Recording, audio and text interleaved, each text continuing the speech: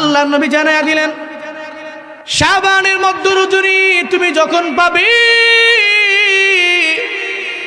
ইযা কানা লাইলাতুন নিসফি মিন শাবান, শাবানের মধ্য রজনী যখন তোমার সামনে চলে আসলো, কুমু লাইলাহা, রাতের বেলা তুমি নামাজের মধ্যে দাঁড়াও, ওয়াসুমু নাহারাহা, এরপরে দিনের বেলা তুমি একটা রোজা রাখো, রাতের বেলা নামাজ পড়ো, রাতের বেলা নামাজে দাঁড়ায়া যাও, তোমার মুসল্লার বিছাইয়া সিজদার মাত্রা বাড়াও, নামাজের কিয়ামের মধ্যে লম্বা সময় ধরে তুমি দাঁড়ায়া থাকো।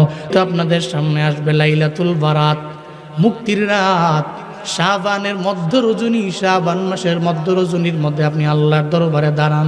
যদি আল্লাহর দরবারে কান্নাকাটি করে বলতে পারেন, ও আমার আল্লাহ, আমি জিন্দেগিতে এমন কোনো গুনাহ নাই করলাম না, তুমি আমারে মাফ করে দাও, আল্লাহর দরবারে বলতে দেরি হয়ে যাবে। আল্লাহ চাইলে আপনার গুনাহ মাফ কইরা আল্লাহ আপনার জিন্দেগির গুনাহগুলোরে নেক বানাইতে পারে কি পারে না?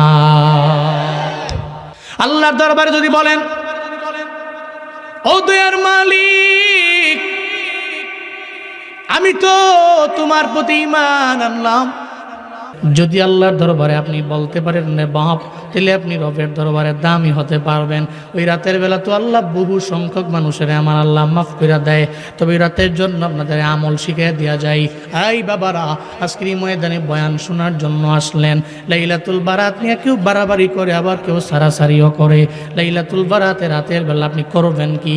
আল্লাহ নবী জানায়া দিলেন, ইযা কানা লাইলাতুন নিসফি মিন শাবান ফাকুমু লাইলাহা ওয়াসুমু নাহারাহা ফাইন্নাল্লাহা তাআলা ইয়ানজিলু ফিহা লিগুরুবিশ শামসি ইলাস সামাইদ দুনিয়া ফায়াকুল আলা মিন মুস্তাগফিরিন ফাগফিরলা, আলা মিন মুস্তারজিকিন ফারযুকহু, আলা মিন মুবতালান ফাআফিয়াহু ফি, আলা কাযা হাত্তা ইয়াতলুআল ফাজর। আল্লাহর নবী জানায়া দিলেন, শাবানের মধ্য রজনী তুমি যখন পাবে,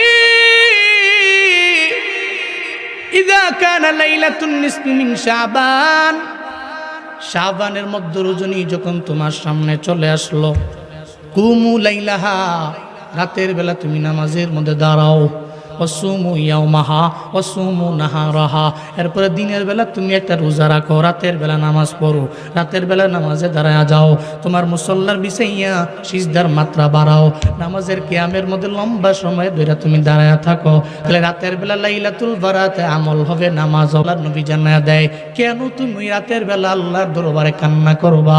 আল্লাহর নবী জানায়া দেয়, আল্লাহ ওদিন প্রথম আসমানে আইসা আল্লাহ তোমারে বারবার ডাকে, আলা মিন মুস্তাগফিরিন ফাগফিরলা, আলা মিন মুস্তারজিকিন ফারযুকহু, আলা মিন মুবতালান ফাআফিয়াহু ফি, আলা কাযা হাত্তা ইয়াতলুআল ফাজর। আল্লাহর নবী জানায়া দেয়, ও আমার উম্মত, ওই রাতের বেলা আল্লাহ পাক প্রথম আসমানে হাজির হয়ে বারবার তোমারে ডাকে, এই গুনাহগার, জিন্দেগিতে তো গুনাহ কম করো নাই, এই ময়দানে এমন কোনো বান্দা নাই যে দাঁড়াইয়া বলতে পারবে, হুজুর আমার জিন্দেগিতে কোনো গুনাহ নাই। আছেন? বলা যাবে না। হাতের দিকে তাকাইলে গুনাহ, পায়ে তাকাইলে গুনাহ, পুরা বডি গুনাহে ভরা, সারা বডিতে গুনার গুনাহ। আল্লাহ নবী জানায় দে, আল্লাহ বারবার ডাকে, বান্দা তুমি গুনাহ করছো, আমার দরবারে ফিরে আসো। ওই রাতের বেলা তুমি যদি আল্লাহর দরবারে বলতে পারো, আল্লাহ তুমি আমার জিন্দেগির গুনাহ মাফ করে দাও, আল্লাহর দরবারে যদি বলা যায় লাইলাতুল বারাতে আল্লাহ পাক আপনার জিন্দেগির সব গুনাহগুলোকে মাফ করে দিবে। আমি আল্লাহ চাইলে যে কোনো বান্দারে আমি আল্লাহ চাইলে ক্ষমা করতে পারি, যারে আমার মন চায় আমি আল্লাহ ইখতিয়ার, আমি আল্লাহ যারে মন চায় তারে মাফ করি, আবার যারে মন চায় আমি আল্লাহ আযাবে গ্রেফতার করতে পারি। আল্লাহু আলা কুল্লি শাইইন কাদির, কারণ সব বিষয়ের উপরে ক্ষমতা কার। এই জন্য লাইলাতুল বারাতে আপনি যদি রবের দরবারে কান্দেন আর যদি বলেন, আল্লাহ আমি গুনাহ করছি, মাফ করে দেন, আমি অন্যায় করছি, আমি নামাজ পড়ি নাই, আমি রোজা রাখি নাই, আমি যাকাত দেই নাই, নিজের মতো মন চাই একটা জিন্দেগি আমি লিড করেছি, এমন এক লাইফ লিড আমার দ্বারা হয়েছে, রব্বে কাবা তুমি তো চাইলে আমাকে মাফ করতে পারো, তুমি তো যারে মন চায় তারই মাফ করো। আল্লাহর দরবারে যদি আপনি বিনয় নিয়ে আর তাওয়াজু নিয়ে মুতাওয়াদি হইয়া আল্লাহর কাছে বলতে পারেন, আল্লাহ আপনার জিন্দেগির সমস্ত গুনাহগুলো মাফ করে আপনার বেগুনা মাসুম বানিয়ে দিতে পারে। লাইলাতুল বারাতের আগের রাতেও আপনি ছিলেন গুনাহযুক্ত, লাইলাতুল বারাত পাইছেন তো রাতের বেলা আল্লাহর দরবারে কান্নাকাটি করছেন, হতে পারে এর পরের রাত্র হবেন আপনি গুনাহমুক্ত। এরকম হতে পারে না? হতে পারে না? পারে না? এই জন্য বারবার আল্লাহর দরবারে বলা, আল্লাহ তুমি মাফ করে দাও। বিনয় নিয়ে বলা, জীবনও কোনোদিন তাকাব্বুরির ভাব নিয়ে আল্লাহর দরবারে চলা যাবে না, বলাও যাবে না। আল্লাহর দরবারে বলো, হে মালিক আমি বড় গুনাহগার, তুমি আমারে মাফ করে দাও রে আমার আল্লাহ। কারণ লাইলাতুল বারাতে বহু মানুষের তুমি মাফ করে দিবা। তুমি যদি আমারে মাফ করে দাও, তোমার তো কোনো লসও হবে না, ক্ষতি হবে না। তুমি আমারে মাফ করে দিলে তোমার এখানে লাভও নাই, কোনো লসও নাই। যত লাভ লাস হলো আমার। আয় আল্লাহ, লাইলাতুল বারাতে তুমি আমাদের সবাইকে মাফ করে দাও। চিল্লা পড়েন আমিন। আম্মা জান আয়েশা বলেন, আল্লাহ নবী একদিন আমার ঘরের মধ্যে আসলেন। আল্লাহ নবী আসার পরে ওনার গা থেকে ওনার কাপড় মোবারকটা একটু খুললেন। চিন্তা ভাবনা করলাম, আল্লাহ নবী এখনই আমার ঘরের মধ্যে অবস্থান করবেন, রাতের বেলাও থাকবেন। নবীজি ঘরের মধ্যে আসলেন, জাম মোবারক পরিধান থেকে উনি খুলে ফেললেন। পরিধানকৃত জামাটা খুইলে উনি বসে বললেন। এরপরে একটু পরে কি যেন ওনার মনে চলে আসলো, উনি আবার ওনার জামা মোবারক উনি আবার পরিধান করলেন। এরপর ওই জায়গা থেকে উনি বের হয়ে চলে গেলেন। আম্মা জান আয়েশার গায়ে রতে লাগলো, আত্মমর্যাদায় লেগে গেছে। আম্মা জান আয়েশা চিন্তা করলেন, মনে হয় আমার নবীজি আমার ঘরের মধ্যে আসার পরে অন্য একটা ঘরের মধ্যে নবীজি আমার চলে গেছে, অন্য একটা বিবির ঘরে গেছে, উনার আত্মমর্যাদার মধ্যে লেগে গেছে। উনি সঙ্গে সঙ্গে দৌড় দিয়ে হুজরা মোবারকা থেকে উনি বের হয়ে গেলেন। হুজরা মোবারকা থেকে উনি বের হয়ে গেলেন। উনি বের হইয়া মসজিদের নববীতে গেলেন, নবীরে পান না। অন্যান্য অনেক ঘরের মধ্যে গেলেন, নবীরে পান না।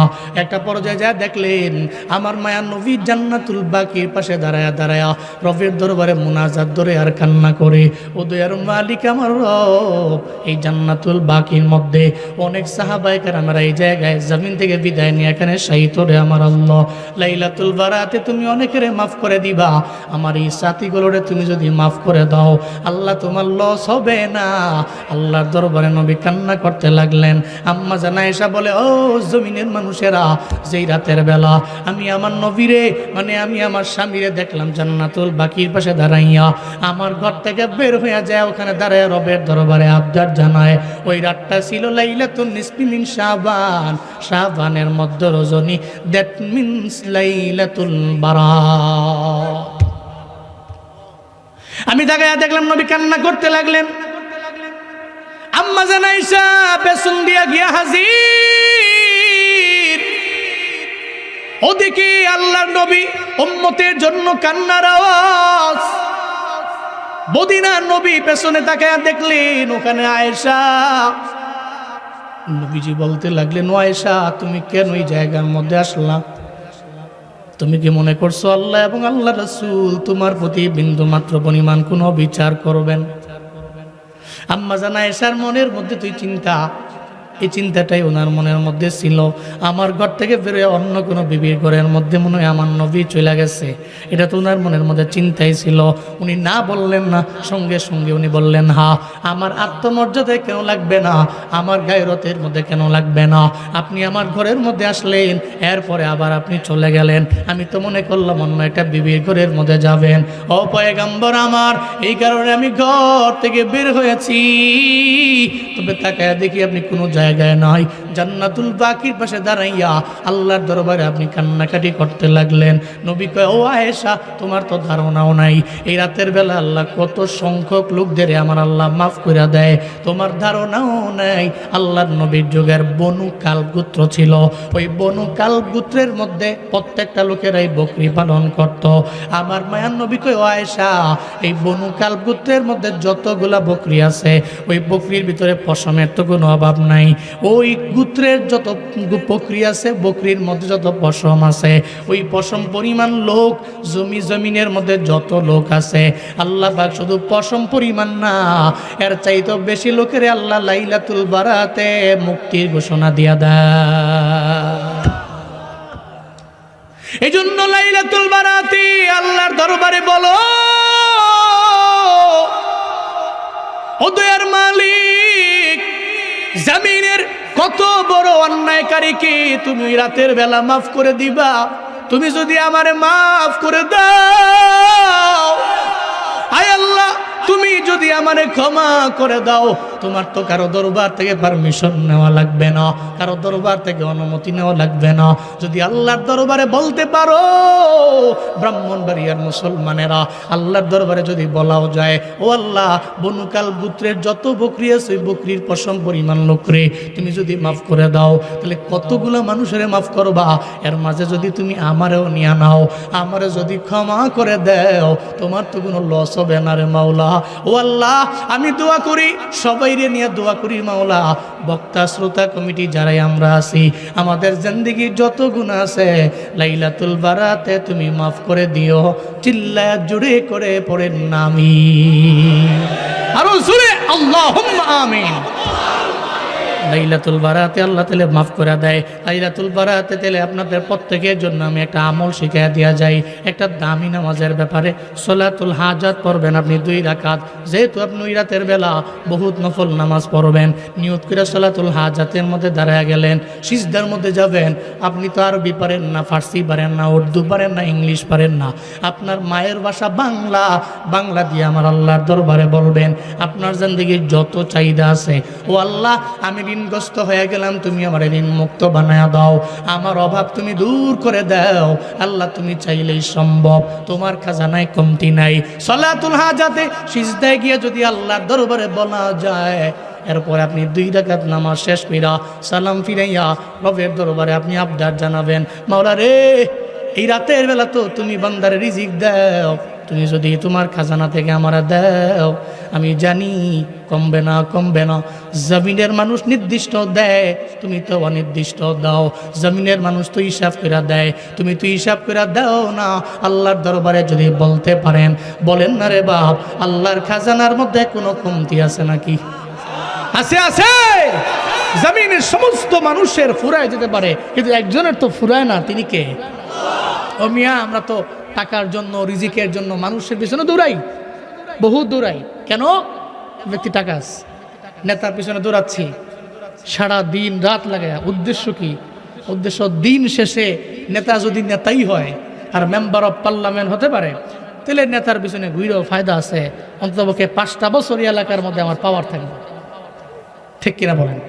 এই কারণে তো নেতার পিছনে পিছনে ঘুরছেন, খানা নাই, ধানা নাই। কেন?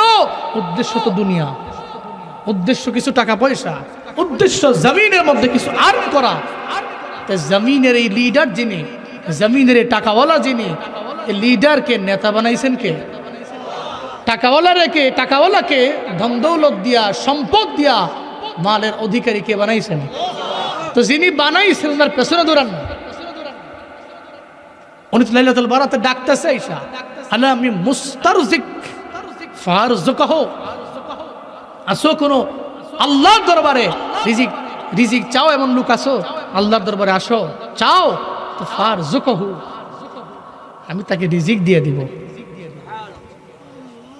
আমি তাকে দিয়ে দিব, আমার খাজানা থেকে আমি দিয়ে দিব। এরপর আল্লাহ পাক বলতে থাকেন, এই যে জমিনের মধ্যে কত রোগ বালা মুসিবত অসুস্থতা, আলা আমি মুবতালান ফাওয়াফিয়াহু ফি, আসো কেউ তোমার এমন বড় রোগ যে রোগের কোনো চিকিৎসা নাই, ডাক্তার পাচ্ছেন না, লাইলাতুল বারাতে আপনি আল্লাহর দরবারে কানবেন, বলবেন আল্লাহ আমার তো অসুস্থতা, তুমি আমাকে সুস্থতার নিয়ামত দিয়ে দাও। আল্লাহ আপনাকে সুস্থ করতে পারে। জমিনের ডাক্তার যেটা পারে না, ডাক্তারের ডাক্তার তো সেটা পারে। আলা কাদা আলা কাদা হাত্তা ইয়াতলু আল ফাজর, সন্ধ্যার পর থেকে নিয়ে ফজর পর্যন্ত আল্লাহ ভাবে অনুরূপ ভাবে বলতে থাকে, বলতে থাকে, বলতে থাকে, আয় তোর কি লাগবে, আমি আল্লাহকে বল, আমি আল্লাহ তোরা দিয়ে দিব। আর পাবলিক তো মারাত্মক, রাতের বেলা আমল টামল বাদ দিয়া তাবারক রেডি করে কুলাই না, যে তাবারক খাও খালি বরকতের রাত।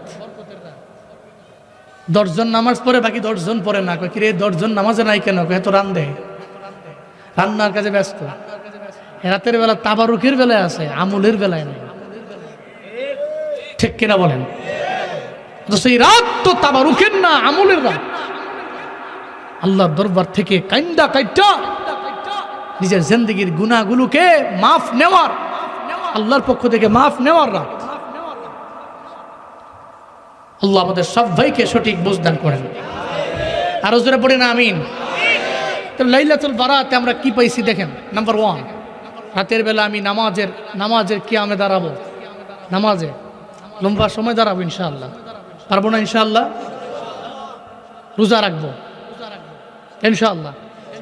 3 নম্বরে নবীজি হুজরা মুবারক থেকে বের হলেন, জান্নাতুল বাকির পাশে গিয়ে দাঁড়াইলেন, সিঙ্গেল গিয়েছেন, দোয়া করছেন, বরকতপূর্ণ রাত, এজন্য দোয়া করছেন। কি ময়দানে অনেকে আছেন না, আম্মা আব্বা নাই, আছে না? আপনাদের জন্য আমল হইল মা বাবার কবরের পাশে গিয়া দাঁড়ায়া যাবেন। তবে ঢাক ডুল পিটাইয়া সবরে নিয়া নয়, একা একা যাবেন, মা বাবার কবরের পাশে গিয়া দাঁড়াবেন। ওখানে যা চিন্তা করবেন, মা তুমি কত দূর। একটু আল্লাহর দরবারে কানবেন আর চিন্তা করবেন আর বলবেন, আমার আল্লাহ যেই মা আমারে গর্ভে নিয়ে বড় করলেন, দুনিয়াতে আসার সময় যেই মা কষ্ট করলেন, দুনিয়াতে আসার পরে যেই মা আমার 2টা বছর দুগ্ধপান করাইলেন, ওই মা তো আমার নাই, বিদায় নিয়ে চলে গেছে। মওলা রে, লাইলাতুল বারাত বড় দামি রাত, আমি আমার মায়ের কবরের পাশে এসে দাঁড়াইলাম। আমি জানি তুমি চাইলে আমার মায়ের কবর জান্নাত বানাইতে পারো। সন্তান হয়ে যদি রবের দরবারে বলতে পারেন, আমার মন বলে আপনি আল্লাহর দরবারে কানতে দেরি হবে, আমার আল্লাহ আপনার মায়ের কবর জান্নাত বানাইতে দেরি করবে না। একা একা যাবেন বাবার দরবারে, বাবার কবরে বসে কি দাঁড়াইয়া আল্লাহর দরবারে কানবেন, আল্লাহর দরবারে বলবেন, ও আল্লাহ তুমি আমার বাবার কবরটারও জান্নাত বানায় দাও। কবরস্থানে গিয়া দাঁড়াইবেন, তবে সাবধান, সবাইরে নিয়ে না, ঢাকঢোল পিটাইয়া না। আল্লাহ নবী যদি সবাইরে নিয়ে যাইতেন তাহলে সাহাবায়ে কেরাম নিয়ে যাইতেন। নবী যা করছে করব, যা করে নাই বানায়া পণ্ডিতি কইরা তা বাড়ায়া করব না। যদি করি তাহলে আল্লাহর দরবার পর্যন্ত আমার এই কিছুই পুষবে না, সব তো ধ্বংস হয়ে যাবে। এই জন্য আমি করব তা নবী বলছেন, যা করছেন যা। আল্লাহ নবী যে বের হয়ে গেলেন, সাহাবায়ে কেরাম নিয়ে বের হন নাই, নবী একা গেলেন, তাহলে আমিও একা যাব। একা যাওয়ার পরে আমার কবরস্থানের পাশে দাঁড়াই আল্লাহর দরবারে আবদার জানাবো, এই বাবারা লাইলাতুল বারাতে আমলগুলো করতে পারবেন তো ইনশাআল্লাহ? আল্লাহ তৌফিক দেন, পড়েন আমিন। এখন মনের মধ্যে চিন্তা আছে, হুজুরি কয়ে গেছি, আমি তো ইমানটাকে মজবুত করলাম, লাইলাতুল বারাতের মধ্যে রাতের বেলা আমল করব, গুনাহ মাফ হয়ে যাবে। এরপরে আর 1 বছর নামাজের ধারে কাছেও নাই। আবার লাইলাতুল বারাত আসবে, আল্লাহর দরবারে কানমু, মাফ চামু, আল্লাহ আমারে মাফ করে দিবে। প্রতি বছর নামাজ পড়বো না, আমলের লাইনে আমি আগামো না, খালি 1টা বছর পরে পরে লাইলাতুল বারাতে আমি আমলের লাইনে আগায়া যামু। এটা করলে হবে নাকি? হবে, হবে। বরং আমার চিন্তা থাকবে যে না, লাইলাতুল বারাত তো আমার জন্য একটা বোনাস। এটা কি? আপনি বাজারে গেছেন মাছ কেনার জন্য, ওখানে গিয়ে মাছের ভাগ বসাইছে, যে বলতেছেন কিরে ভাগ কত? মাছের ভাগ তো 50 টাকা করে। ওকে, তো দেখতেছে যে আরেকজন নিতেছে, এর 50 টাকার 1 ভাগ দেওয়ার পরে এরা কিছু ফ্রিও দিছে, তার পলিথিনে ঢুয়াই দিছে। এখন হ্যাঁ, এটা দেখে কইতেছে এটা কাজ করেন, 50 টাকা দিয়ে আমি ভাগটা দিতাম না, ওই যে যা ফিরিয়ে দিচ্ছেন না ফকটা, ওইটা আমার দিয়ে দেন। বেটাটা শহর দিব তুই, পাইজামি করবি। 50 টাকা তুমি কিনো আগে, পরে বোনাস পাইতা। ঠিক কিনা বলেন? সারা জিন্দেগি লাগে নামাজের খবর নাই। লাইলাতুল বারাত থেকে হুজুরও দমকায়, কি হুজুর নামাজ নাই নাকি? নামাজের রাত হুজুরে ফজরও পড়ছে, জোহরও পড়ছে, আসরও পড়ছে। হ্যাঁ, ফজরও পড়ে নাই, জোহরও পড়ে নাই, আসরও পড়ে নাই, সন্ধ্যার সময় আয়া পড়ছে হুজুর, দৌড়ে আইছে। হুজুর সব দম খাইতেছে, কি হুজুর নামাজ টামাজ নাই নাকি, নামাজের রাত? এরকম আছে না নাই? আছে না নাই? সাপ্তাহিক মুসল্লি, বছরের একবার মুসল্লি, লাইলাতুল বারাতে মুসল্লি, লাইলাতুল কদরের মুসল্লি, এরকম বহুত মুসল্লি আছে। বাপ, বিষয়টা এমনই হবে, ওই মাসওয়ালা আপনাকে ধমক দিয়ে তারা দিছে। কেন? কারণ হলো মাসওয়ালা দেখছে যে গেলে ফ্রি চায়, মূল ভাগ তো নিবার চায় না। ঠিক কিনা বলেন? এই জন্য আমরা নামাজও 5 ওয়াক্ত পড়তে হবে, নিজেকে পরিপূর্ণ মুসলিম বানাইয়া লাইলাতুল বারাতে আল্লাহর দরবারে বলবো, তো আল্লাহ পাক আমার জিন্দেগির গুনাহ মাফ করবে, আল্লাহ আমার রিজিকের মধ্যে বরকত দিবে, আল্লাহ অসুস্থতাকে সুস্থ বানায় দিবে। আল্লাহ আমাদের প্রত্যেককে খাঁটি মুসলিম হওয়ার তৌফিক দান করেন। আরো জোরে আমিন। তুমি রমজান এলে রাখো না রোজা, দিনকে করো আঘাত, পয়সা করির নেই তো অভাব, দাও না তো যাকাত, তুমি ইমানদারির বড়াই করো, নেই তোমার ইমান, ইমানদারির বড়াই করো, নেই তোমার ইমান, তুমি কেমন মুসলমান, তুমি কেমন মুসলমান, কেমন মুসলমান, তুমি কেমন মুসলমান। তুমি সুদের টাকায় প্রাসাদ গড়ো, ঘুষ চারো না, দিন দুঃখী না খেয়ে মরে খবর রাখো না। ঠিক কিনা বলেন?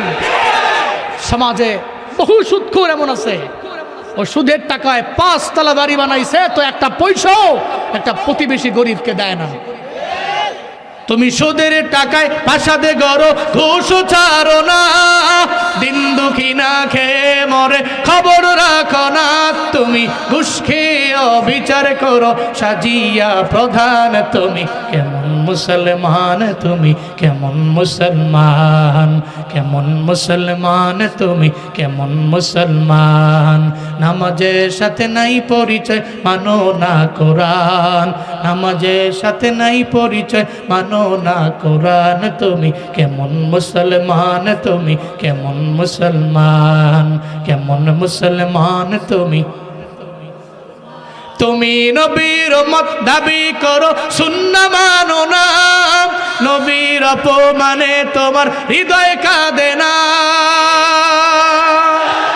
তুমি নবীর মত দাবি করো, সুন্নাহ মানো না, নবীর অপমানে তোমার হৃদয় কাঁদে না, তুমি বিজাতীয় সংস্কৃতিতে সপেছ পরাণ, তুমি কেমন মুসলমান, তুমি কেমন মুসলমান, কেমন মুসলমান, তুমি কেমন মুসলমান।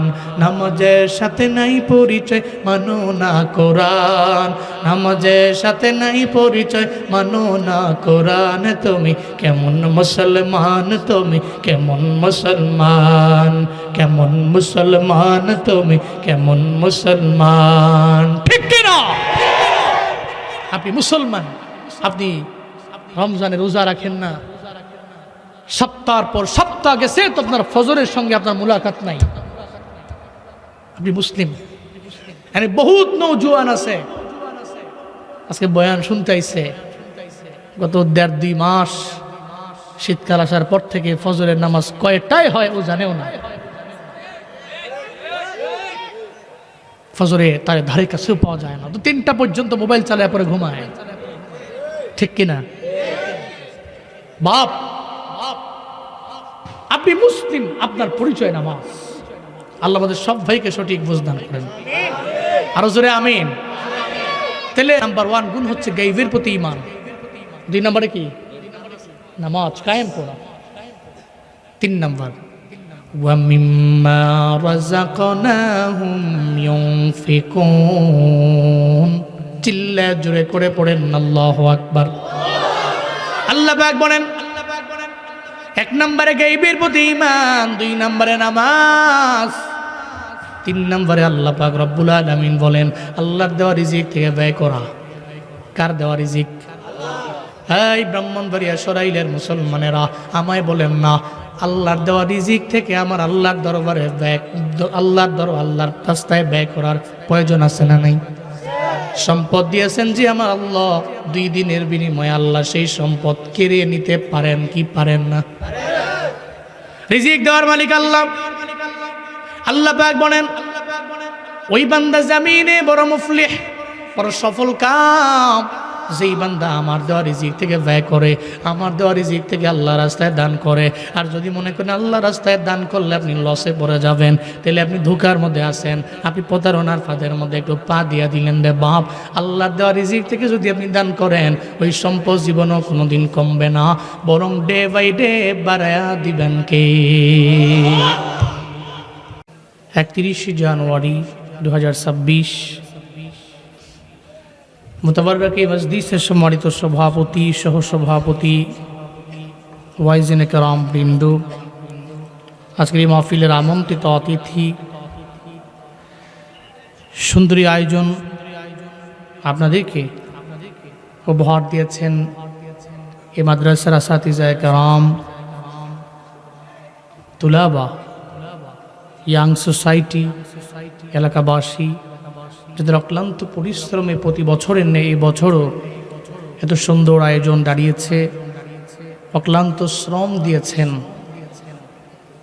যিনি আমাকে বাবা বলে সম্বোধন করেন, আমিও খুব সম্মানের সাথে বাজান বলে সম্বোধন করি।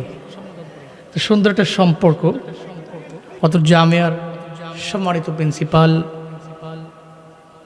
বিশিষ্ট ইসলাম চিন্তাবিদ হযরত মাওলানা শেখ আজিজুল ইসলাম জালালি হাফিজাহুল্লাহ তাআলা ওয়া রাআ, আর অনেকেই আজকের মাহফিলের জন্য শ্রম দিয়েছেন, মাদ্রাসা কমিটি শ্রম দিয়েছেন।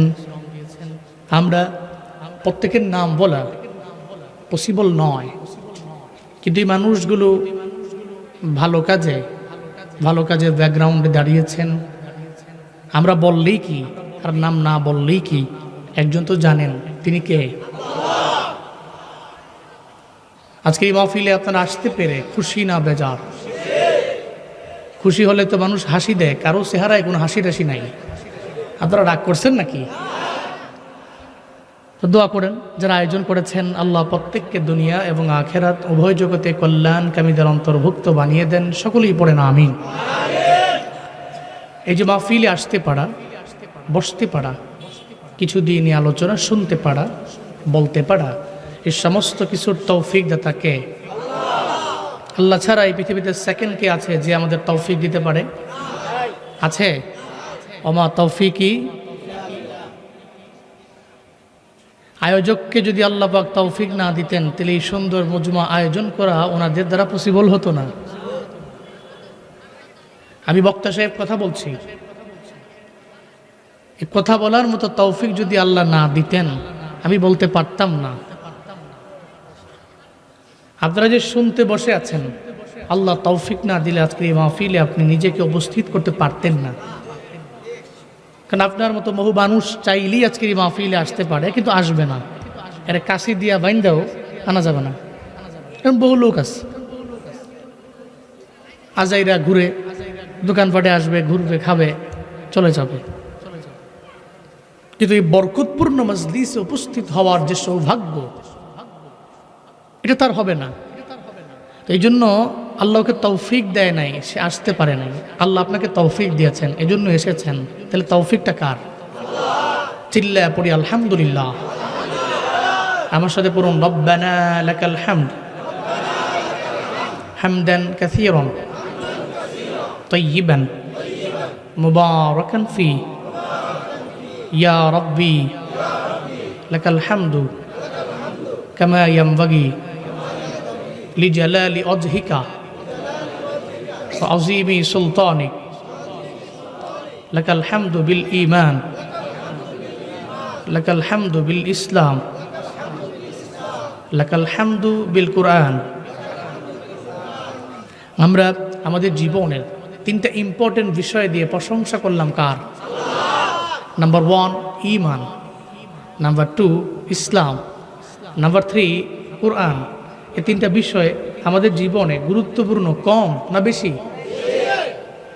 কেমন বেশি বলা হয়ে থাকে, সারা দুনিয়ার সমস্ত সম্পত্তি যদি একটা পাল্লায় দেয় আরেকটা পাল্লায় যদি হযরত বেলাল রাদিয়াল্লাহু আনহুর ঈমানটাকে দেয়, তো সারা দুনিয়ার সমস্ত সম্পত্তির পাল্লাটা হালকা হয়ে যাবে।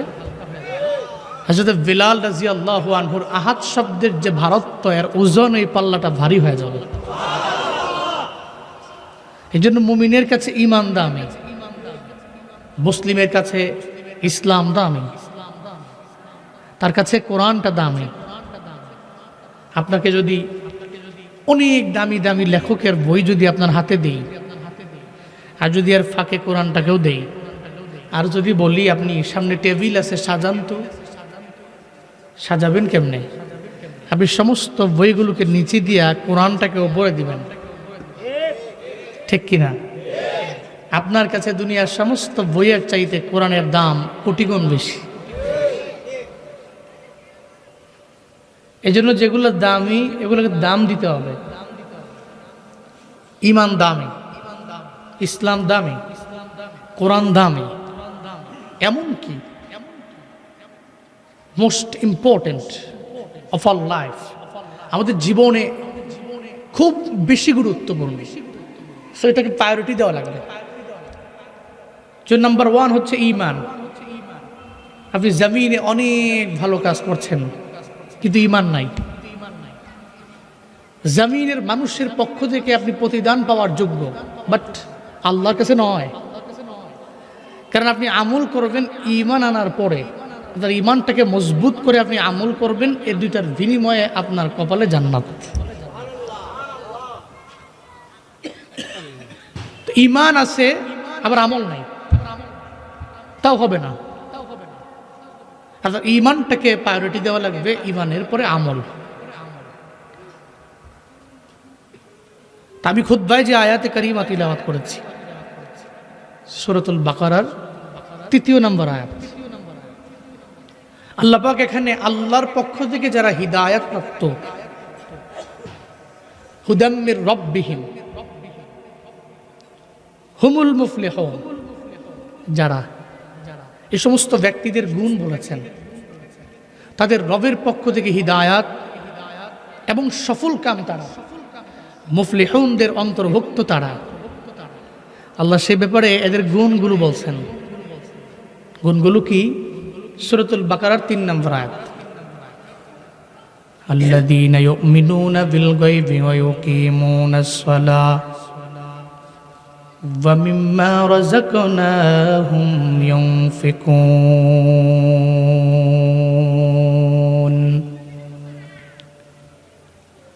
আল্লাহ পাক বলেন রবের পক্ষ থেকে হিদায়াত আছে ওই বান্দার জন্য, যেই বান্দা 1 নম্বরে গায়বের প্রতি ঈমান আনে। গায়বের প্রতি ঈমান কেমন? সেই ঈমান যে গায়বের প্রতি ঈমান মানে আল্লাহরে দেখা যায় না, ছোঁয়া যায় না, ধরা যায় না। জীবনে কোনোদিন আল্লাহরে দেখলো না, এরপর আল্লাহ নিয়ে গালি দিলে ওর মাথা নষ্ট হয়ে যায়, ময়দানের মধ্যে নাইমা নিজের জীবনটা পর্যন্ত বিলীন করে দিতে দ্বিধা করে না। আল্লাহকে দেখছো নি? কয় না। জীবনে কোনোদিন আল্লাহকে পাইছো? কয় না। এরপরেও গায়বের প্রতি মানানো কেন?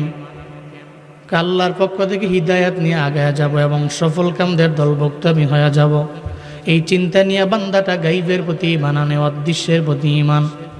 মদিনার নবীরে জীবনে কোনোদিন পায় নাই, এরপরেও নবীর জন্য চোখ দিয়ে গড়ায় গড়ায় পানি ফালায়। আল্লামা জুবায়ের আনসারী রহমাতুল্লাহ আলাইহি নবীর যে কাহিনী বলার যে ধরন, ওই সুন্দর সুর শুইনা শুইনা চোখ দিয়া গড়ায় গড়ায় পানি পড়ে। নবীরে দেখছো? কয় না। এরপরও কান্দো কেন? কয় আমার ঈমানটাই তো গায়বের প্রতি ঈমান, আমি দেখলাম না, এরপরেও আমি ঈমান আনলাম। আর গায়বের প্রতি যেই বান্দাটা ঈমান আনলো, আল্লাহর পক্ষ থেকে তার উপরে চলে আসলো পরিপূর্ণ হিদায়াত। আর আল্লাহর পক্ষ থেকে যার কপালে হিদায়াত, এরা সফল কামদের দলভুক্ত। ঘোষণা আমার না, চিল্লে বলেন ঘোষণা কার? আল্লাহ পাক বলেন 1 নম্বরে গুণ গায়বের প্রতি ঈমান। যারা গায়বের প্রতি ঈমান আনে এরা সফল কাম। আল্লাহরে না দেখাও যেই বান্দা অন্যায়ের দিকে যায় না, ইমান আইনা ইমানটারে টাকার নিকটে বান্দা বিক্রিও করে না, কারণ ইমান এমন দামি দৌলত, ইমান নামক এই জিনিসটারে জীবনও কোনোদিন টাকার দরবারে বিক্রি করা যায় না, এটা কিনতেও পাওয়া যায় না। যদি ওই বান্দা ইমানটাকে মজবুত করে আগায়, কত পরিমাণে দামি হবে। আবু জাহালের দাম রবের দরবারে আছে, আছে। উতবার দাম রবের দরবারে নাই। সাইবা ওয়ালিদ ইবনে মুগিরার দাম রবের দরবারে নাই। হযরত বিলাল রাদিয়াল্লাহু আনহুর দাম রবের দরবারে আছে না নাই? এত পরিমাণে দামি। কয় আবু জাহালের দাম তো নাই, কিন্তু সম্ভ্রান্ত পরিবারের লিডার, সম্ভ্রান্ত বংশেরও লিডার, বড় নেতা, আল্লাহর দরবারে কোনো দাম নাই। উতবার কোনো দাম নাই, সাইবার কোনো দাম নাই, ওয়ালিদ ইবনে মুগিরারও কোনো দাম নাই।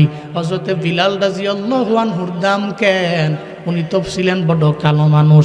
ওনার দাম এই কারণে, ওনার দিলের মধ্যে আছে গাইবের প্রতি ঈমান, ঠিক কিনা?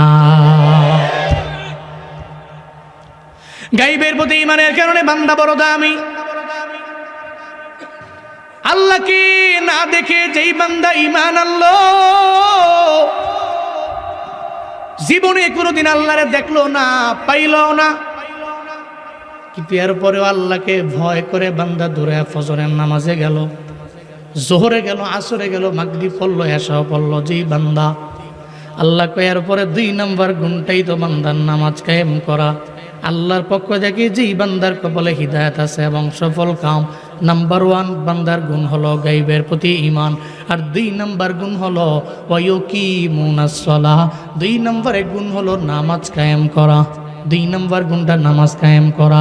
ঈমান আছে, নামাজের ধারে কাছেও নাই, ফজরেও যায় না, জোহরেও যায় না, আসরেও যায় না, মাগরিব এশা কোনোটায় যায় না, আমলের লাইনে আগায় না। ঈমান আনছে, ওই ঈমানদার তুমি কেমনে কই আমার আব্বা আম্মা মুসলমান, এই কারণে আমিও ঈমানদার, এদের ঘরে জন্ম নেওয়ার কারণে আমি মুমিন, এদের ঘরে জন্ম নেওয়ার কারণে আমি মুসলমান। নিজের এমন মুমিন দাবি কইরা 5 ওয়াক্ত নামাজের 1 ওয়াক্ত পড়ে না, সাপ্তাহিক মুসল্লি, সপ্তাহের মধ্যে একবার জুমার নামাজের মধ্যে যায়, এমন ঈমানদার সমাজে আছে না? না, এমন ঈমানদারের অভাব নাই। কিরে ফজর পড়ছো? কয় না। জোহর পড়ছো? কয় না। আসর পড়ছো? কয় না। মাগরিব পড়ছো? কয় না। এশা পড়ছো? কয় না। তাহলে তুমি ঈমানদার পরিচয় কেমনে? কয় নামাজ পড়ি না তো কি হইছে, তাহলে ঈমান তো ঠিক আছে।